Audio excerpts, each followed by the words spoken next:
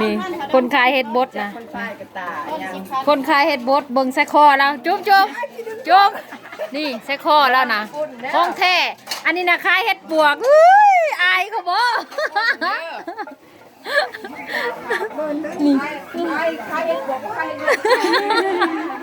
นี่คนขายเฮ็ดบดนะเบิ่งเอาคนขายเฮ็ดปวกได้ยังอายแล้วโหเราอะทรายตัวเก่านั่นอยู่เฮือนเราอะแล้วชื่อใหม่แล้ว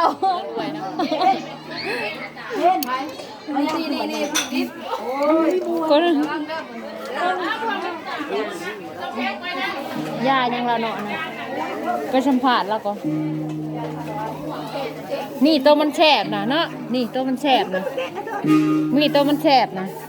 มันชื่อนี่นะสิมันน้อยเดียวจะทำพิธีมูเสร็จได้น้อยเดียวแล้วมันไปบอกเบิ่งบอลไว้เงินเรากับปนกันยามันเราอันนั้นมันได้หลายป้าไม่ถาดองยายังเจ้าอันนี้หลายคนเองใช่เอาโดยเอาไว้ไม่บ่เขาจับเบิ่งในเด้อจับยายังเจ้าเนี่ยจับเราอ่ะหัวควันเราอีกยาดีวัดบ่นี่ยาชีเรายาตัวจะรอท้องอะไรเก็บแข้งเก็บขาบอกให้จานมาเถอะนาจะใส่อันใช้แค้นชาวผีมาเด้อก็ให้เจ้าได้เด้อหวานเด้อแค่ก็ไอ้ที่ก็ไอ้ช่วงไม่ถึงมาคอยช่วงเฮ้ยมาบ้านนี่ก็หมักหวนเลยที่จ้าอย่าถือชาติจุ๊ฮาเด้อเคยคือจ้าคะแนนมันหยอกคะแนนมันหยอกเราอ่ะจุ๊ฮาหมักหวนได้เฮ็ดปวกก็ร้ายบ่อยู่บ้านนะนั่นร้านช้าจะนำหมักหาเฮ็ดปวกเอามือหาแน่เอามือน้ำแน่เป็นเท่าดองเป็นเท่าดองร้านเช้าเจ้านั่นดูหาเฮ็ดบดเอามือน้ำแน่นี่นี่เราเห็นมันบุกนี่เพิ่นกันเด้แล้วบ่ทันเห็นดำเลยแต่อีแมวเจ้าเห็นแล้วบ่ผู้นี้นะเห็นหนุน่ะบ่แม่นจะไปชงทางแกงกอกตอนนั้นไปยายแม่งอันนั้นคุณยายจะจอดเราลงแล้วเราอ่ะลงแน่ครับอีดำมาไปชงตอนนั้นแม่งมันไปใช้นี่ได้แนวเจ้านะดูหาเฮ็ดนะนี่เอามือน้ำแน่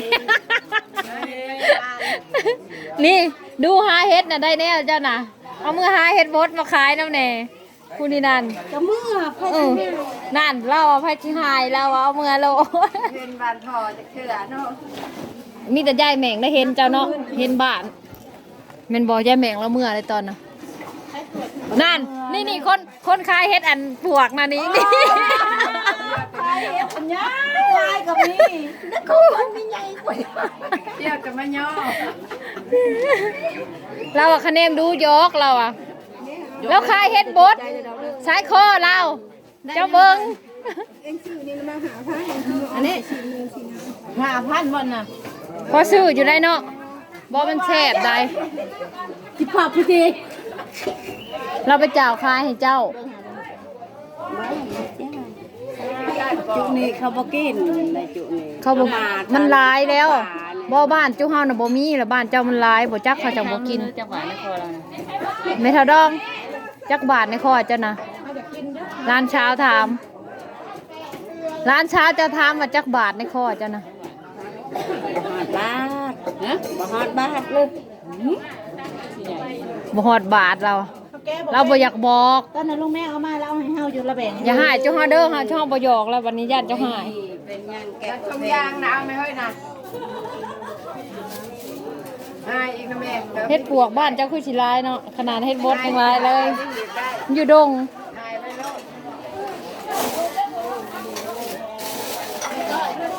หัวจนคอแหก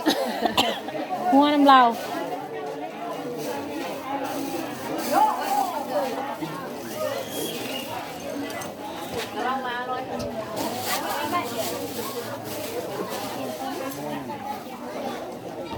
แล้วอันไหนนั่งกระปุ่นเนี่ย